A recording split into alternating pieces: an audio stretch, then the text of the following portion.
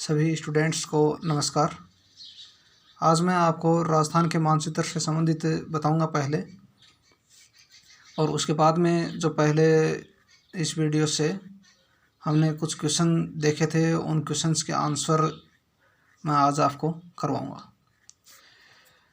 हम राजस्थान से संबंधित थोड़े सामान्य परिचय से हम आज परिचित होंगे।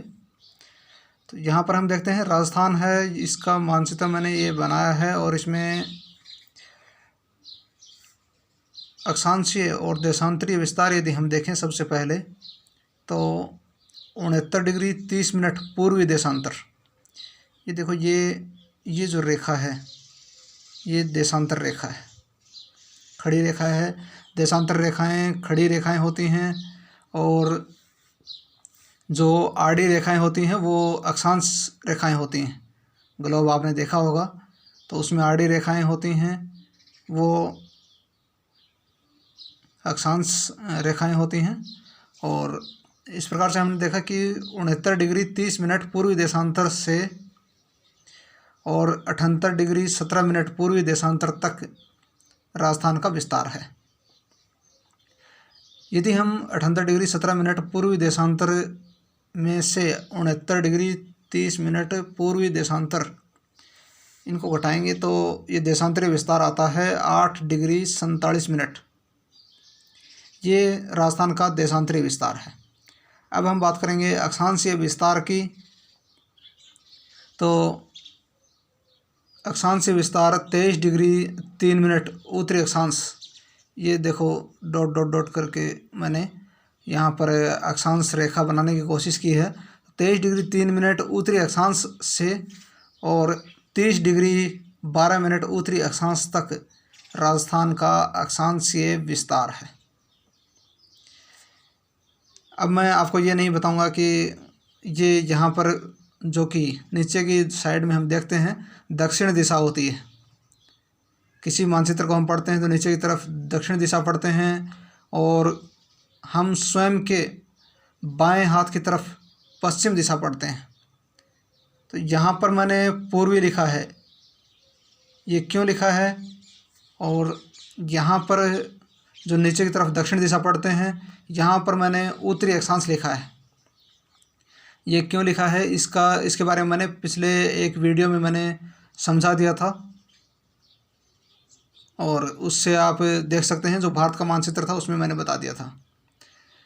अब हम देखते हैं कि राजस्थान का जो सबसे उत्तरी छोर है, उत्तरी जगह है, वो है कोणा गांव।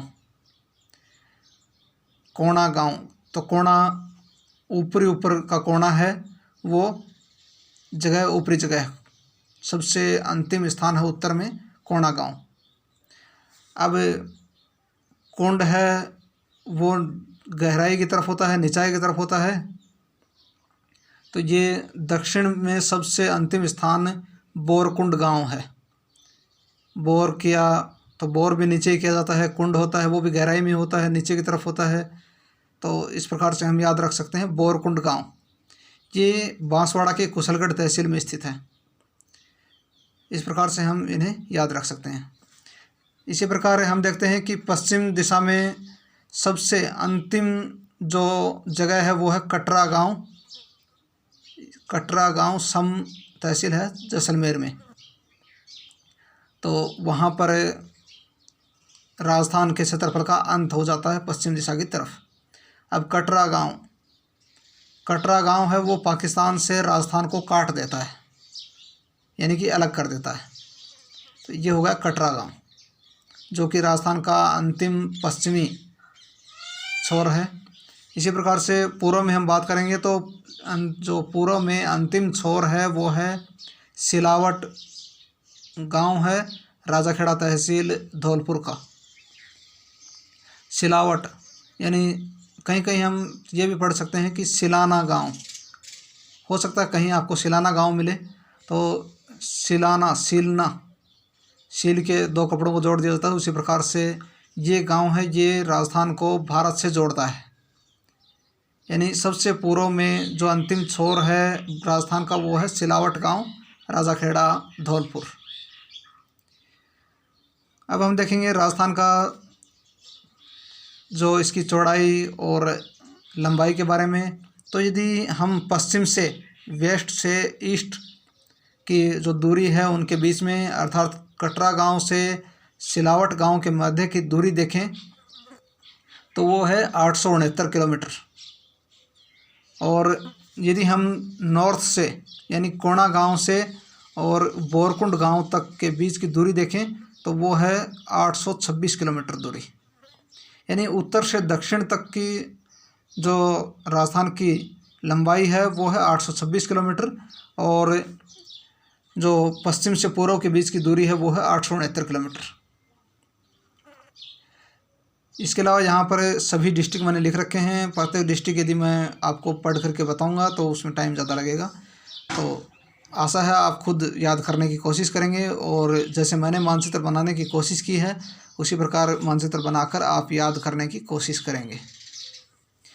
इतना मैं यहाँ पर बता देता हूँ, ये राज लिख रखा है, डॉट लगा रखा आगे, इसका अर्थ है राजसमंद। और चित्तौड़गढ़ है, ये 2 भागों में बटा हुआ है।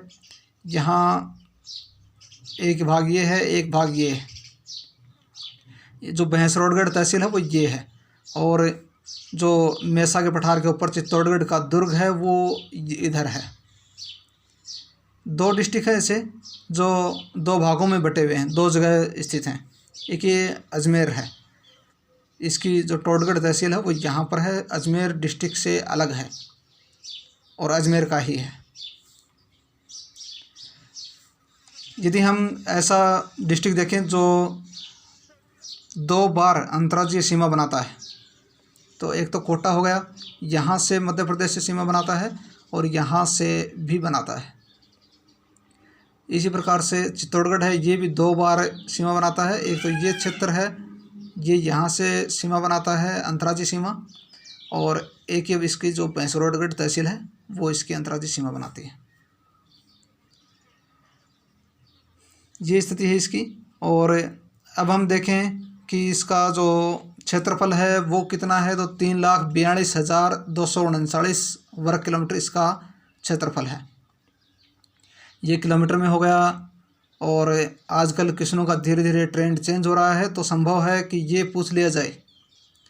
प्रत्येक दशक में पेपर हार्ड आने शुरू होते हैं, तो संभावना है कि वर्ग मील में पूछ लिया जाए। तो राजस्थान का जो क्षेत्रफल है वो है 1,32,140 वर्ग मील।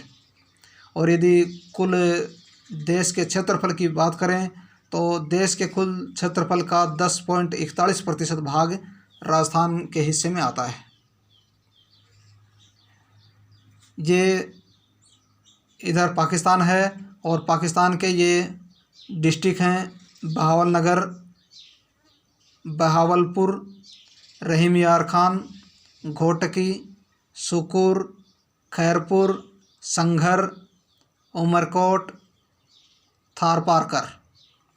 ये एक नस्ल भी है थारपारकर, वो मत समझना आप। यहाँ पर ये पाकिस्तान का डिस्ट्रिक्ट है।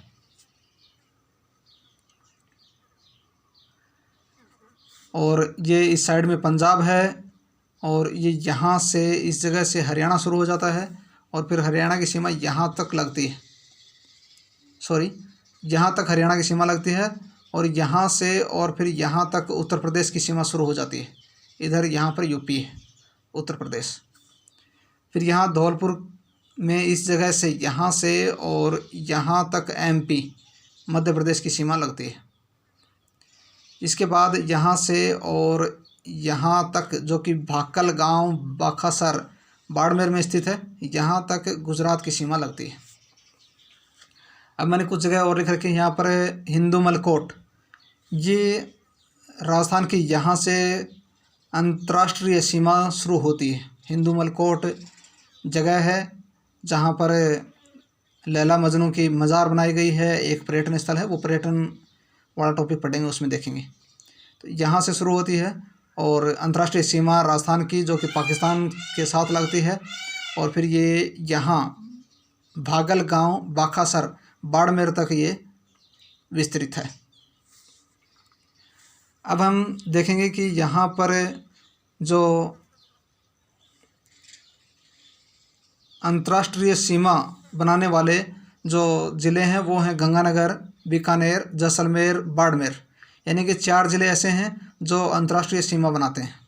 और हम देखें अंतर्राज्यीय सीमा पर स्थित ज़िले तो कुल 23 हैं। ध्यान से सुनना मेरी बात, क्वेश्चन में कई बार हम फंस जाते हैं। तो अंतर्राज्यीय सीमा बनाने वाले कुल ज़िले हैं 23, लेकिन आपको ये पूछा जाए कि केवल अंतर्राज्यीय सीमा बनाने वाले ज़िले कितने हैं, तो वो 21 होंगे।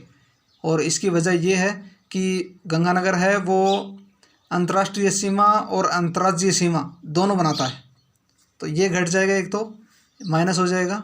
और एक बाड़मेर जो कि पाकिस्तान के साथ अंतर्राष्ट्रीय सीमा और गुजरात के साथ अंतर्राज्यीय सीमा भी बनाता है, तो ये 2 ज़िले घट जाएंगे, कम हो जाएंगे। उस स्थिति में जब हमसे पूछा जाए कि केवल अंतर्राज्यीय सीमा बनाने वाले ज़िले कितने हैं, तब हम बताएंगे 21। और यदि हमसे ये पूछा जाए कि अंतर्राज्यीय सीमा पर स्थित कुल ज़िले कितने हैं, तो हम उसका आंसर देंगे 23। इसी प्रकार से यदि हमसे ये पूछा जाए कि राजस्थान के अंतर्राष्ट्रीय सीमा पर स्थित ज़िले कितने हैं, तो हम 4 बताएंगे, गंगानगर, बीकानेर, जैसलमेर, बाड़मेर।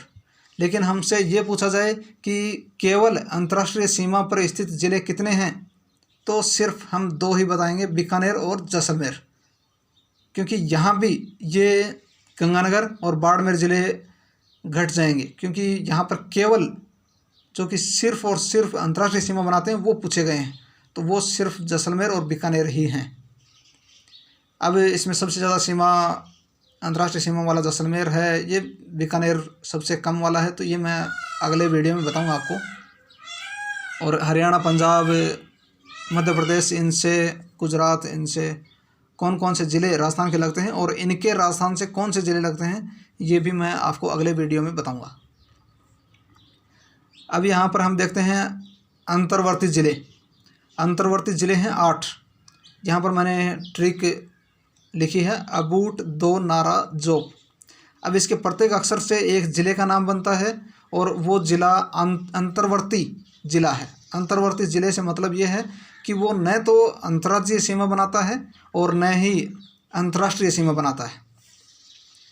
ऐसे अजमेर, ब से बूंदी, अबूट में जो बू है उससे बूंदी, और ट से टोंक, और दो से दौसा, और ना से नागौर, और रा से राजसमंद, और जो से जोधपुर, और पै से पाली। ये ज़िले अंतर्वर्ती ज़िले हैं जो कि न तो अंतर्राष्ट्रीय सीमा बनाते हैं और न ही अंतर्राज्यीय सीमा बनाते हैं। अब हम देखते हैं सर्वाधिक ज़िलों से सीमा साझा करने वाला ज़िला कौन सा है। वो है पाली, जो कि सबसे ज़्यादा ज़िलों से अपनी सीमा साझा करता है, वो है पाली। और इससे लगने वाले जो ज़िले हैं उनकी भी मैंने ट्रिक बनाई है, औराना, जो, बासीजा। अब इसके भी प्रत्येक अक्षर से एक ज़िले का नाम बनता है जो पाली से टच करता है। ऐसे अजमेर, ऊ से उदयपुर, रा से राजसमंद, ना से नागौर, जो से जोधपुर, बा से बाड़मेर। ये बाड़मेर यहाँ पर टच करता है पाली से थोड़ा सा, और जा से जालोर, और ये जो बासी का सी है इसका आ जाएगा सिरोही। तो ये ज़िले हैं जो पाली से अपनी सीमा साझा करते हैं। और यहाँ पर राजस्थान से संबंधित मैं एक बार इस वीडियो में इतना ही बताना चाहूँगा, और बाकी के जो हरियाणा, एमपी, यूपी, गुजरात के जो डिस्ट्रिक्ट हैं वो राजस्थान से लगते हैं, उनके बारे में मैं आपको अगले वीडियो में बताऊँगा। यहाँ पर हम अभी देख लेते हैं कि जो ये क्वेश्चन हैं पिछले वीडियो में डाले थे उनके आंसर हम देखते हैं। भारत के और राजस्थान के मानचित्र की नॉर्मल जानकारी सभी के लिए आवश्यक है। एक बार एक क्लास में मैंने प्रतापगढ़ ज़िला किस राज्य में है ये पूछा था, तो उसमें उसने एक बंदे ने महाराष्ट्र बताया था, और मराठा साम्राज्य के संदर्भ में ये प्रतापगढ़ आता है, तो उसने उस वजह से बताया था। उसे राजस्थान के बारे में इतना पता नहीं था, और 4-5 साल कोई भी नया डिस्ट्रिक्ट बनता है तो वो चर्चा में रहता है, इसलिए उसने वो महाराष्ट्र में बता दिया था। अब हम देखते हैं इन क्वेश्चंस के आंसर। यहाँ पर पहला क्वेश्चन है, सर्वाधिक राज्यों से अपनी सीमा साझा करने वाला राज्य है उत्तर प्रदेश। एक से अधिक देशों से अपनी सीमा साझा करने वाले राज्य हैं, ये 6 राज्य हैं। उत्तराखंड है, सिक्किम है, अरुणाचल प्रदेश है, मिज़ोरम है, असम है और पश्चिम बंगाल है। तटीय राज्यों में शामिल नहीं है, तटीय राज्यों में शामिल नहीं है, इसमें आ जाएगा तेलंगाना। आप मानचित्र देख करके और हल कर सकते हैं। अगला क्वेश्चन है, निम्न में से किस राज्य की सीमा किसी देश से नहीं लगती है। अब यहाँ पर ध्यान देने की बात है, यहाँ पर पूछा है निम्न में से किस राज्य की सीमा किसी देश से नहीं लगती है, यानी वो राज्य हमें बताना है जिसकी सीमा किसी भी देश से नहीं लगती है। क्वेश्चन आजकल ऐसे ही आते हैं। अब यहाँ पर उत्तर प्रदेश दे रखा है, नागालैंड, जम्मू कश्मीर, मेघालय। उत्तर प्रदेश की सीमा नेपाल से लगती है, नागालैंड की सीमा म्यांमार से लगती है, जम्मू कश्मीर की सीमा, ये जम्मू कश्मीर वर्तमान में राज्य नहीं है, और यही बात इस क्वेश्चन में पूछनी चाहिए है, और इसका आंसर यही आएगा, क्योंकि ये राज्य नहीं है तो किसी देश से अपनी सीमा साझा करने वाला राज्य होना तो बहुत दूर की बात है। मेघालय है, ये बांग्लादेश से अपनी सीमा साझा करता है, तो इसका आंसर आ गया सी, जम्मू कश्मीर, क्योंकि ये केंद्र शासित प्रदेश है, ना कि राज्य। अगला क्वेश्चन है, 3 राज्यों में फैला केंद्र शासित प्रदेश है, ये मैंने आपको बताया था, पुदुचेरी इसका आंसर आएगा। माहे जिला जो सर्वाधिक लिंगानुपात वाला जिला है 2011 की जनगणना के अनुसार, वो केरल में स्थित है, और पुदुचेरी तमिलनाडु में, और काराईकाल जो ज़िला है इसका, और यानाम जो ज़िला है वो दोनों आंध्र प्रदेश में स्थित हैं। अगला क्वेश्चन है, कौन सा राज्य म्यांमार से सीमा साझा नहीं करता। तो यहाँ पर पूछा गया है कि कौन सा राज्य म्यांमार से यानी कि बर्मा से अपनी सीमा साझा नहीं करता है। ये भी मैंने आपको स्पष्ट किया था कि असम है, वो ऐसा ठीक से नहीं देखने पर प्रतीत होता है कि म्यांमार से अपनी सीमा साझा करता है, लेकिन ऐसा नहीं है। असम की सीमा म्यांमार से नहीं लगती है, तो इसका आंसर आ जाएगा असम। और कौन सा राज्य चीन से सीमा साझा नहीं करता। कौन सा राज्य चीन से अपनी सीमा साझा नहीं करता है, तो यहाँ पर उत्तराखंड, जम्मू कश्मीर, सिक्किम, हिमाचल प्रदेश ये दे रखे हैं। ये क्वेश्चन यहाँ पर जम्मू कश्मीर है, वो राज्य नहीं है, तो वो अपनी सीमा साझा करने वाला कोई राज्य नहीं है।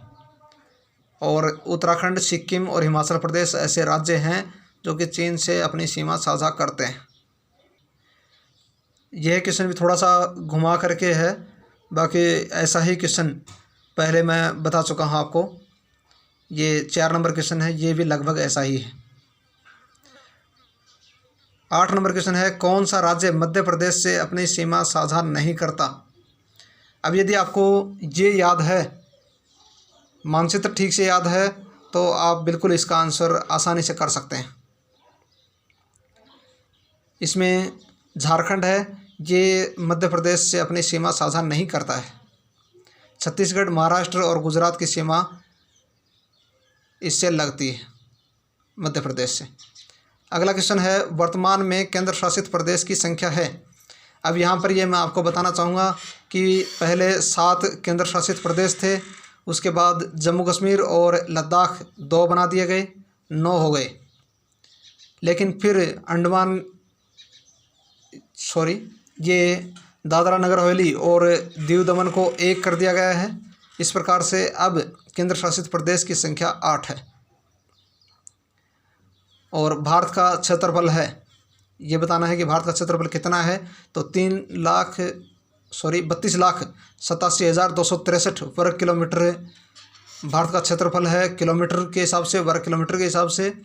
और 12,69,219 वर्ग मील भी भारत का क्षेत्रफल है। ये वर्ग मील में है और ये वर्ग किलोमीटर में है, ध्यान रहे।